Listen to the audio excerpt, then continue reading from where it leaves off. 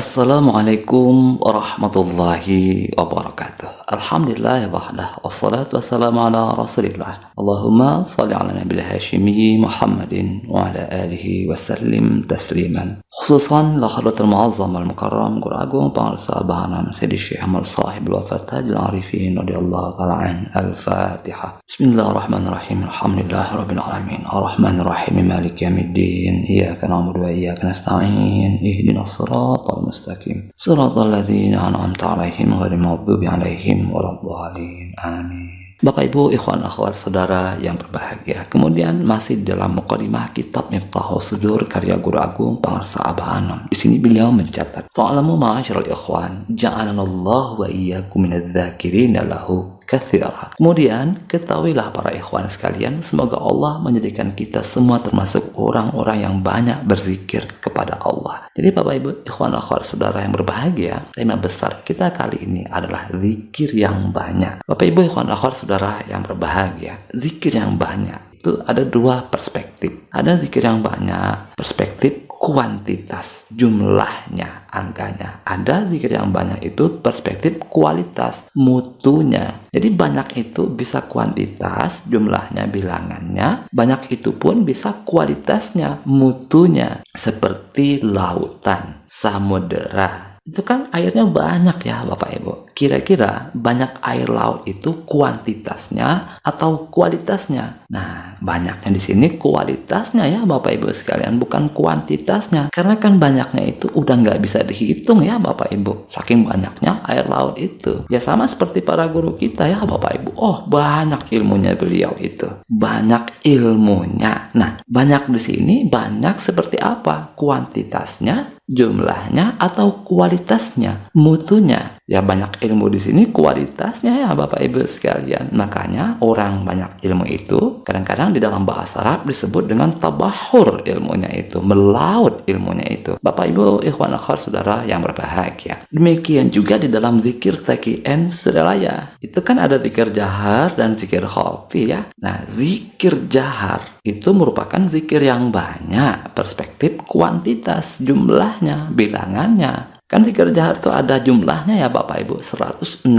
kali minimal. Kalau mau lebih banyak ya boleh saja, tetapi sifatnya kuantitas. Jadi dihitung zikir jahar itu. Jadi kalau kita mau berzikir jahar yang banyak, lebih dari 165, ya idealnya harus tetap dihitung ya Bapak Ibu sekalian. Kenapa harus dihitung? Yaitu agar kita tahu persis bahwa kita berhentinya itu di bilangan ganjil. Kan seperti itu hikmah Pengarsa Abah Anum ya. Wa fi akhiriha 'indal wuqufi 'ala 'adadil witri. Dan pada zikir terakhir ketika berhenti pada bilangan ganjil, jadi wukufnya zikir jahar itu, berhentinya zikir jahar itu pada bilangan ganjil. Kalau tidak dihitung kan tidak ketahuan akhirnya ini bilangan genap atau ganjil ya. Tidak ketahuan karena tidak dihitung. Hanya dengan dihitung zikir jahar itu baru kita bisa mengikuti anjuran Pengarsa Abah Anam tadi. Berhenti zikir jahar itu di angka ganjil, bilangan ganjil. Kemudian Bapak Ibu ikhwan akhwat saudara yang berbahagia, di samping zikir jahar, perspektif kuantitas tadi, ada juga zikir khafi yang merupakan zikir yang banyak perspektif kualitas. Zikir khafi ini mengutamakan kualitasnya, mutunya dari zikir khafi itu. Jadi zikir khafi itu tidak dihitung ya Bapak Ibu sekalian. Karena itu bila kita latihan duduk diam tawajuh yang lama, ya tidak usah dihitung zikir khafinya. Makanya di dalam sebagian video saya sebelumnya, agar batin kita tidak mudi, agar batin kita tidak semakin gelisah ketika kita latihan duduk diam tawajuh yang lama itu,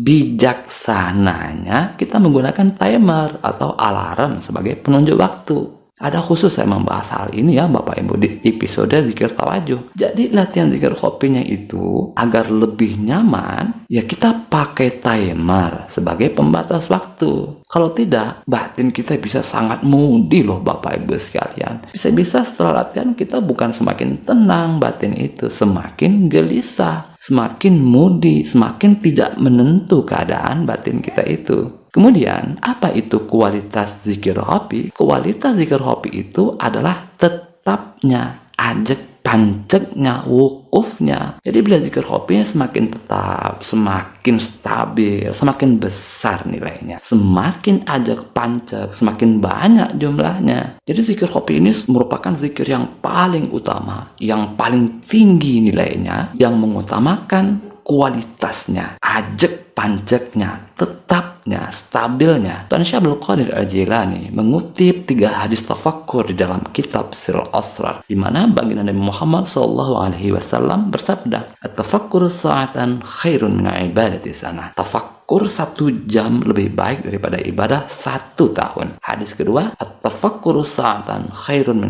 ibadati sab'ina sanah." Tafakkur 1 jam lebih baik daripada ibadah 70 tahun. Hadis ketiga, "At-tafakkuru sa'atan khairun min ibadati alfi amin." Tafakkur 1 jam lebih baik daripada ibadah 1000 tahun. Tafakkur. Apa itu tafakkur? Berkenaan dengan tafakkur ini dan 3 hadis tafakkur tadi, Guru Agung Pangestu Abah Anom memberikan komentar di dalam kuliah beliau, di mana tafakkur atau tawajuh anu madep batinnya pacek ke Allah. Jadi tafakur itu tawajuh ya Bapak Ibu sekalian, anu madep batinnya, tetap batinnya kepada Allah, te ka kiri te ka kanan, tidak ke kiri tidak ke kanan, tidak ngablu ngacaprak ngaler ngidul. Batin melekat kuat pada zikir hobi. Nah ini ngalakan sajam, melakukan 1 jam sarua jeung ibadah 1 tahun, sama dengan ibadah 1 tahun. Jadi sejam ya Bapak Ibu sekalian. Jadi jangan salah paham di sini, karena sebagian orang ada yang mengatakan saatan itu sesaat. Nah kalau kita merujuk kepada guru kita Pangestu Abah Anom, itu sajam, 1 jam saatan itu. Nah ini tahapan awalnya. Tahapan kedua, mengamalkan tafakkur 1 jam, itu lebih baik daripada ibadah 70 tahun. Artinya batin itu semakin ajak pancek, semakin pacek ke Allah, semakin tidak ke kiri, tidak ke kanan. Tahapan ketiganya, tawajuh 1 jam, itu lebih baik daripada ibadah 1000 tahun. Bayangkan Bapak Ibu sekalian, lebih baik daripada ibadah 1000 tahun. Itu artinya batin itu semakin wukuf, semakin baqa, semakin ajak pancek, semakin tidak ke kiri, tidak ke kanan, semakin tidak ngablu ngacaprak ngaler ngidul. Kemudian beliau menjelaskan, lamun orang terdipapai, terdiamalkan, artinya kalau tidak dilatihkan, tidak dibiasakan, tidak diupayakan, tidak diamalkan, nah itu dongeng namanya ya, dongeng malulu etama. Jadi luar biasa sekali ya Bapak Ibu sekalian, zikir hobi atau tawajuh 1 jam atau tafakkur 1 jam itu nilainya saja di tahapan awalnya sudah lebih baik daripada ibadah 1 tahun. Bagaimana bila zikir hobinya semakin menetap, semakin wukuf, semakin pacek, semakin ajak pancek, maka tentunya kualitas zikir hobinya lebih baik daripada ibadah 1000 tahun. Tapi ya kita harus sering-sering latihan. Kalau tidak dilatihkan, tidak diamalkan, ya itu namanya cerita, dongeng, dan tidak akan memberikan dampak apa-apa pada kualitas batin spiritual kita. Guru Agung Pangestu Abah Anom menjelaskan di dalam kuliah beliau, akhirnya kudu memperhatikan lain sekadar zikir, nundutan kajen, pikiran ngaler ngidul kajen,